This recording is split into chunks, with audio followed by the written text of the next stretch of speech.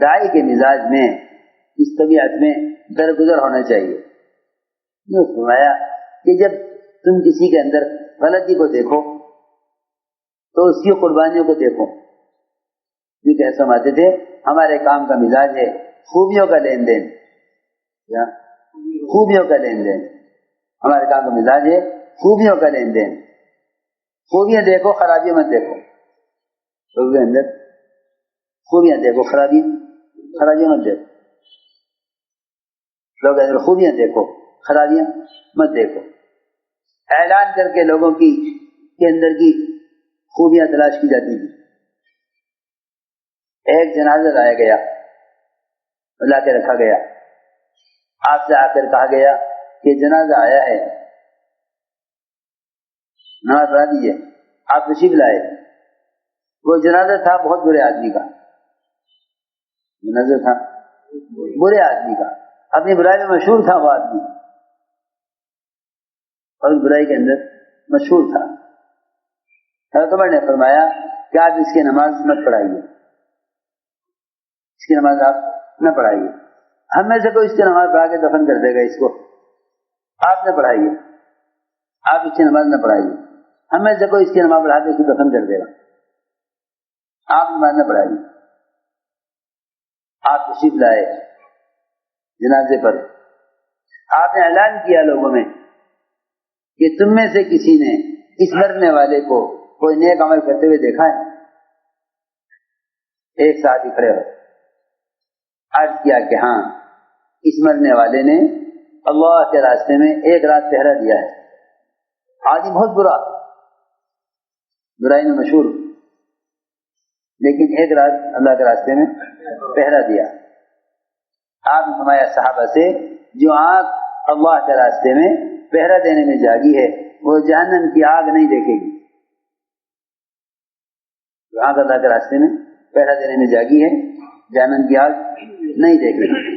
فرمایا عمر پیچھے ہٹ جاؤ، تمہیں کوئی حق نہیں ہے لوگوں کے اعمال کے بارے میں سوال کرنے کا.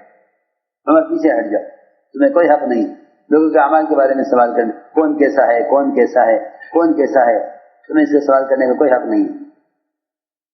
یہ جی آسان بات. فرمایا تم اس کا کوئی حق نہیں پھر لوگوں کے اعمال کے بارے میں سوال کرو. تم پوچھ سکتے ہو بس کہ یہ جنازہ مسلمان کا ہے یا غیر مسلم کا ہے، لیکن کسی مسلمان کے اعمال کے بارے میں سوال کرنے کا کوئی حق نہیں. اسے مولانا صاحب فرماتے تھے کہ لوگوں کے اندر خوبیاں دیکھو، اس میں کیا خوبی ہے، خرابیاں مت دیکھو.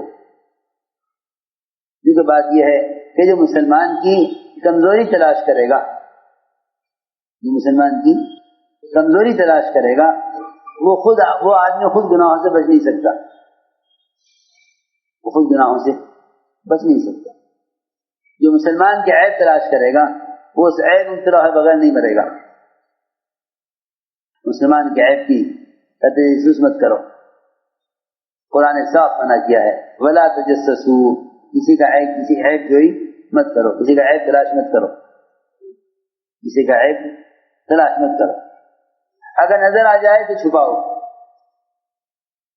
کسی کا عیب نظر آ جائے تو چھپاؤ.